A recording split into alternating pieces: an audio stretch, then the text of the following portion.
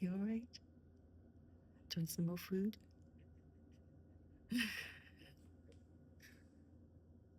I've got an awful problem at the moment with these little black flies because I've got that many plants and I've got some potatoes chitting in the cupboard. So I've put some citronella in this thing because apparently insects hate citronella. So I'm hoping it might sort them out. This one's noticed all the black fly, haven't you? Hey, see? He sees them around and they just catch his eye, don't they? It's transfixed. There's one. Yeah, all this stuff's going to have to go in the fridge. Obviously, I can't put these plants in the fridge. I'm hoping that they're not attacking the roots of the plant.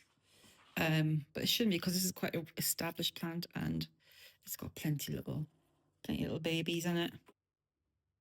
There. Go on, Lenny, you get them. He's like, get that camera away from me.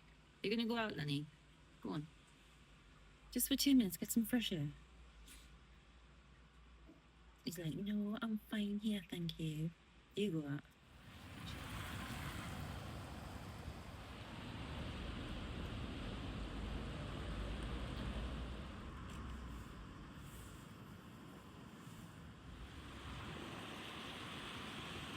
Today's lesson is colour theory. Using primary colours, red, yellow and blue, and I'm going to draw a colour wheel. Okay, these are colours that cannot be mixed from any other colour. This yellow, this lemon yellow, is classed as a cool colour because this side is going to be the warm colours and this side is the cool colours because this has got like undertones of blue in it. So I'm going to change it to a warmer yellow, and we've got a cerulean blue and a vermilion. I have to keep changing the water like all the time because the water gets contaminated very quickly.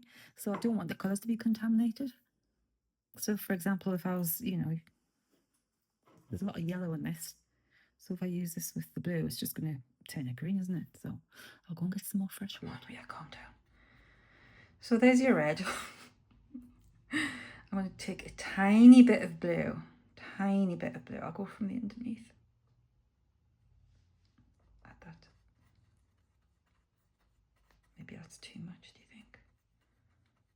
That's just a tiny bit of blue, Look at how much it's changed. A bit more red.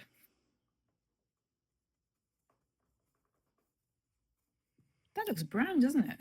It's meant to be purple because blue and red make purple. But I think all shades of red and all shades of blue are just so different. You just don't know what you're going to get.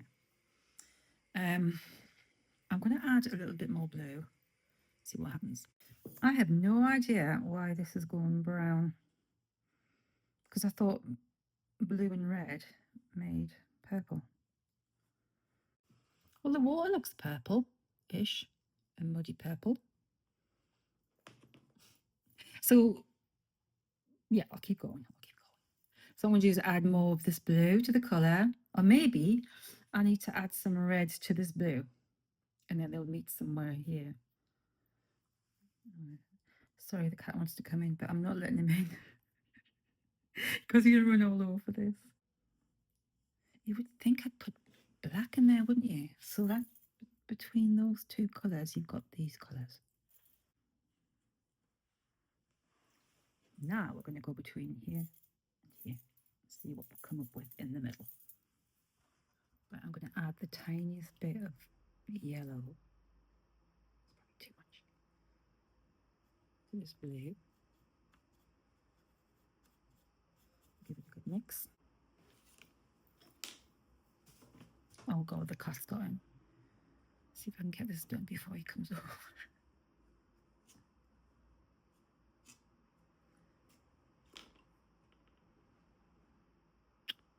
Right. I knew he'd be in. No, come on then, let's send you outside again.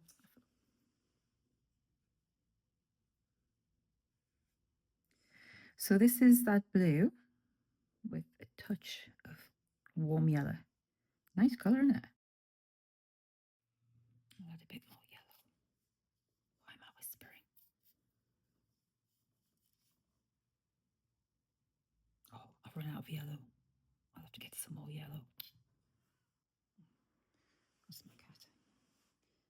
to come in, but he's not coming in because I'm busy doing an experiment.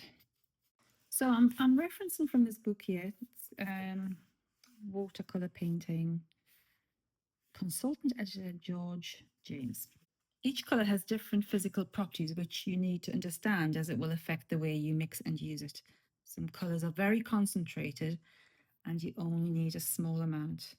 Otherwise, they overpower the colors on the palette, which is true here. So basically, we started off with just 3 colors, so blue, yellow, and red. And you could see from the start when I added just the tiniest bit of blue into the red, it completely overpowered it. Tiny, tiny bit, and it turned it into this color, which is like a sort of muddy red. I'll have to do this again. I'll have to try it again with different reds and different blues to see how that turns out. But so this side is your warm colors, to add light, to add warmth and heat. And these are your cool colors. Okay. Also, the colors opposite are meant to complement the colors that you use. So for example, a complementary color of these will be these ones, and vice versa. Okay, so this would complement this. I don't know how, because it's dirty grey, but an example was when I painted the apple. The apple has got a light shining on it and it's got a shaded area. What you would do is you use a complementary colour first to act as a shade. So for example, I don't know if this wheel is right, but it looks all right to me. But if you're doing it, let's see, if you're doing an orange, painting an orange, you would maybe use the colours next to it to add light, and for shade you would use the colours opposite. Okay, so for where there's a shadow, you maybe put these colours on first and then paint the orange over that, or however you're doing it. Same goes for the green. You know, you would use, yeah, you would, because that's a complementary color of this green, and so on and so forth. As you know, I'm a complete beginner, so but this is my first wheel, so next time I shall add maybe white to these colors. Give it another go, see how that turns out. For example, if in here we have like a circle here. Oh wow. Yeah. So here I'll add a little bit of black and see how, to these colors, to see how they turn out. And then in here add a shade of white. Or maybe you make a bigger wheel and do the white on the outside. Okay, to learn how to mix colors rather than just using colors from, you know, buying loads of tubes with all these different colors in, where from 3 colors you could actually make all these shades and just add a bit of black or a bit of white. You could, you know, you could soften it, or you could make it more muted, or what have you. I hope that's all right, and I'll see you again in the next video.